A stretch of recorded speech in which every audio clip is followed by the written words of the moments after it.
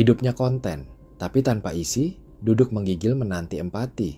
Neneknya basah, martabat pun pergi, demi gift singa yang tak pernah pasti. Di dunia yang berputar tanpa sumbu, ada manusia-manusia yang tak ingin berjalan, hanya berharap dilempari roti dari balkon para penonton digital. Natlus Raika adalah satu di antaranya, seorang pengembara jagat maya yang lebih memilih mengemis gift singa daripada mengangkat batu dunia nyata. Ia muncul bukan dari ketekunan, tapi dari keterdesakan.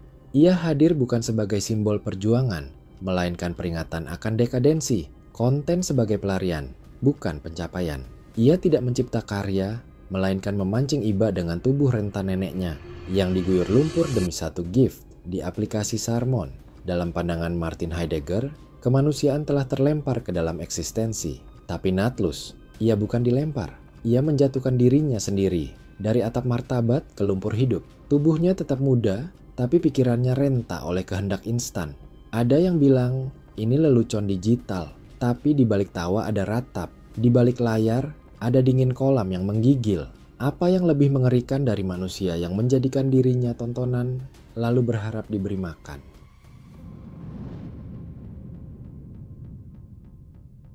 Natlus Raika tak ingin bekerja. Ia tak ingin berangkat pagi, pulang petang, dan menerima gaji yang dicicil waktu. Ia ingin kamera, sinyal, dan jempol para penonton. Maka ia memulai ritualnya di aplikasi Sarmon.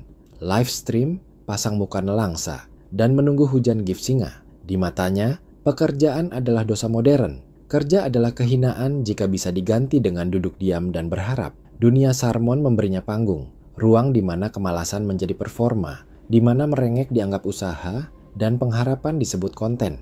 Menurut John Baudrillard, kita hidup dalam dunia di mana ilusi lebih nyata daripada realitas.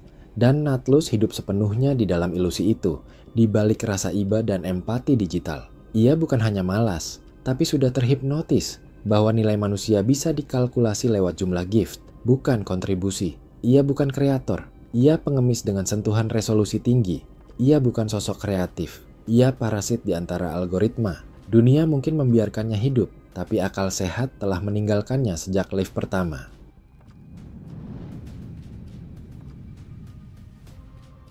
Ada batas yang tak terlihat, tapi terasa.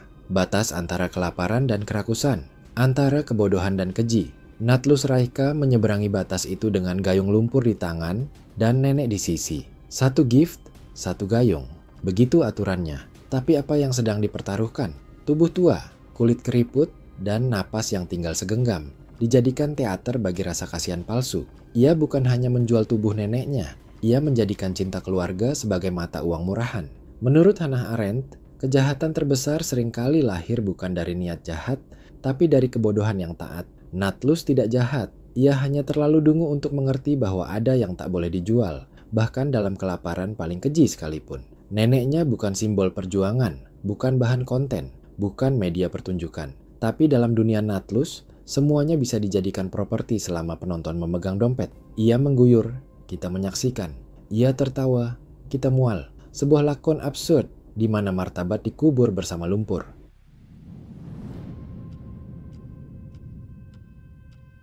Natlus Raika tak siap dicaci.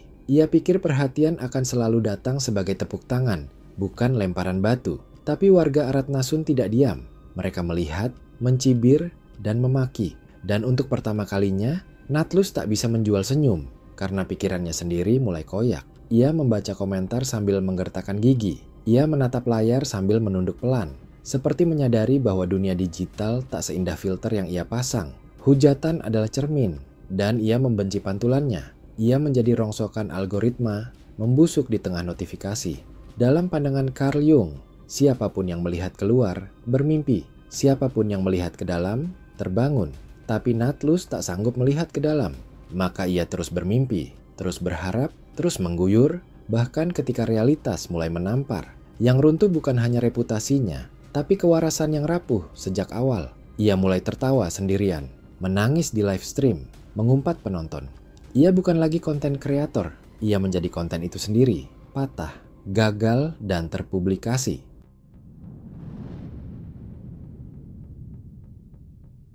Di balik setiap gift yang dikumpulkan Natlus, ada ilusi tentang kemapanan instan. Ia tak beli buku, ia tak tabung harapan, Ia beli motor ninja, kilap bodi yang ia pikir bisa menghapus lumpur moral. Tapi kredit tak paham algoritma. Bank tak peduli pada gift singa. Motor itu bukan hadiah.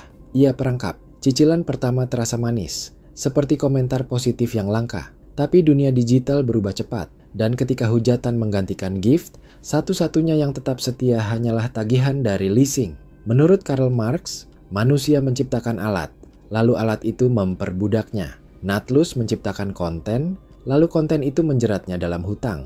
Motor yang dulu ditunggangi dengan bangga kini jadi bayangan mengerikan. Ia tak bisa tidur, sebab suara klakson debt collector lebih nyaring dari suara auman gift singa. Ia mencoba live lagi, tapi wajahnya tak lagi menjual. Ia terlalu cemas untuk tersenyum, terlalu tertekan untuk menghibur. Kamera menyala, tapi ia terlantar pelan-pelan. Hidupnya berubah menjadi simulasi, derita nyata dalam kemasan hiburan.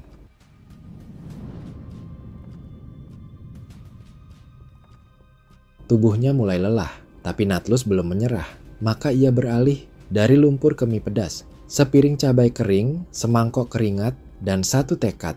Mungkin rasa sakit bisa dijual lebih laku daripada rasa iba. Ia mengunyah dengan mata memerah, lidah terbakar, dada menggelinjang. Tapi tidak ada gift singa, tidak ada dukungan di aplikasi Sarmon. Hanya tawa getir dari para penonton yang merasa muak, tapi tak bisa berhenti menonton. Seolah rasa sakitnya adalah hiburan gratis, seperti gladiator di era digital, dalam koloseum rasa iba. Sebagaimana dikatakan oleh Roland Barthes, saat penderitaan menjadi tontonan, makna akan hancur dan hanya yang absurd yang tersisa. Natlus tidak sedang makan, ia sedang menelanjangi absurditas bahwa rasa sakit bisa dijadikan strategi dan kegagalan bisa ditonton berulang-ulang tanpa belas kasih. Kamera terus menyala, Natlus batuk, mukanya merah. Tapi bukan karena pedas, karena marah. Marah pada algoritma, marah pada dunia. Tapi lebih dari itu, ia marah pada dirinya sendiri. Karena semua ini bukan takdir, ini pilihan.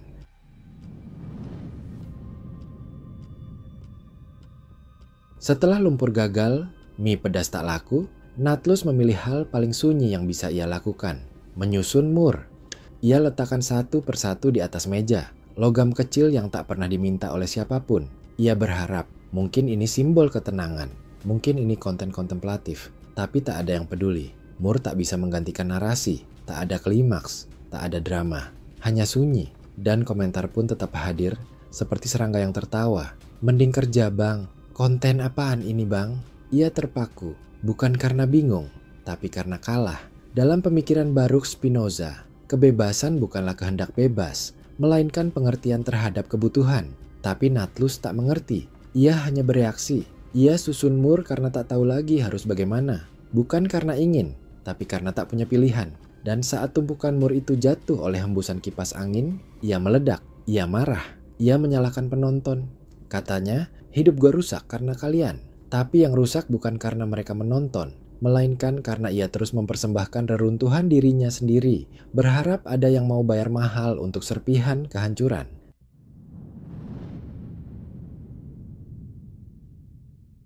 Ketika segalanya gagal, manusia cenderung kembali pada masa lalu, seolah waktu adalah tempat yang bisa dipinjam. Natlus Raihka pun kembali ke metode yang dulu memberinya gift, mandi malam di kolam, satu gayung untuk satu penonton. Tapi kolam itu tak lagi sakral. Kini hanya genangan dingin yang menggigilkan tulang. Malam terlalu gelap, udara terlalu menusuk, dan penonton terlalu senang mengolok-olok kelakuannya. Mereka menonton bukan untuk memberi, tapi untuk memastikan bahwa ia benar-benar tenggelam dalam keputusasaan. Menurut Friedrich Nietzsche, siapapun yang berenang terlalu lama dalam kehampaan akan diselubungi kehampaan itu sendiri. Natlus telah berenang terlalu lama. Ia bukan lagi manusia yang mengendalikan air. Ia telah menjadi tubuh yang dikendalikan oleh gift-gift yang tak pernah datang. Ia menggigil, bibirnya membiru, tapi kamera tetap menyala. Tidak ada pemanasan, tidak ada selimut. Hanya komentar dingin yang menampar lebih keras dari air. Ia telah kehilangan sesuatu yang tak bisa dibeli. Kehangatan, bukan hanya suhu tubuh, tapi martabat yang perlahan menguap bersama uap dari kolam.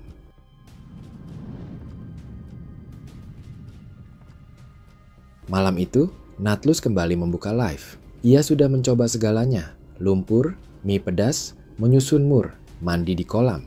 Kini ia hanya duduk diam, menatap layar, seolah berharap kesedihan bisa memanggil belas kasihan. ia meracau di live. Gift singa dong, buat lunasin ninja. Tapi yang datang hanyalah mawar-mawar murahan, virtual, plastik, dan tak berarti. Ia geram, ia marah, dan melanjutkan aktingnya dalam tragedi yang makin kehilangan babak. Menurut Jean-Paul Sartre, kehidupan tidak memiliki makna sampai kita memberikannya makna. Tapi apa jadinya jika makna itu dibangun di atas rasa iba agar di gift singa? Natlus telah mencoba memberinya arti dengan lumpur, demam, dan kehinaan, tapi yang tumbuh hanyalah kehampaan. Ia menatap mawar yang berjatuhan seperti salju palsu, tapi ia tahu bunga itu tak punya bau, tak ada nilai, tak ada rasa. Ia bukan cinta, bukan dukungan, bukan pertolongan, hanya algoritma yang sedang mengejek. Dan malam pun berlalu, Natlus menutup live dalam sepi. Tubuhnya masih muda, tapi harapannya sudah mati tua.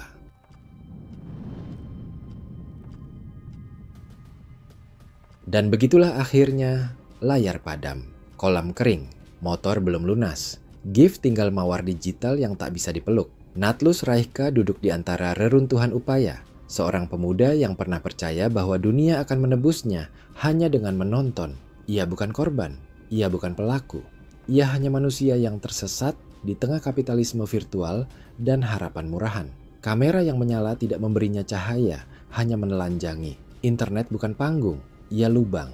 Dan Natlus terperosok ke dalamnya, kepala duluan. Dalam pemikiran Albert Camus, tidak ada nasib yang tidak bisa dikalahkan dengan penghinaan. Tapi Natlus tidak melawan. Ia memeluk nasibnya sendiri seperti selimut yang basah, menyalahkan dunia, menyalahkan penonton, menyalahkan apapun selain dirinya sendiri. Tak ada penebusan, tak ada pertumbuhan, hanya tubuh menggigil, layar kosong, dan suara notifikasi yang semakin jarang. Dan begitulah ia hidup, dan barangkali begitulah ia akan dikenang. Bukan karena lapar, tapi karena terlalu berharap dunia akan memberinya makan. Hanya karena ia sedang dilihat, ia hidup di antara harap dan palsu, mandi lumpur, mukbang, semua semu. Dunia tak peduli meski ia beku, karena sunyi tak pernah perlu disuguh. Saya mau singa. Mana singanya? Woi, kalian dengar nggak? Besok pagi saya ditagih sama bank. Kalian mikir nggak? Siapa yang bisa ini ya? Siapa yang nolong saya? Pikir coba pakai logika ya. Saya butuh duit buat bayar bank, buat bayar cicilan motor. Motor saya itu loh, ya. Ninja saya itu 2 bulan ndak nyetor jadinya ya, mau ke 3 bulan. Kalau saya keluar sama cewek saya, ketemu sama debt collector, terus ditahan, muka saya mau ditaruh di mana ini, kalian mikir nggak?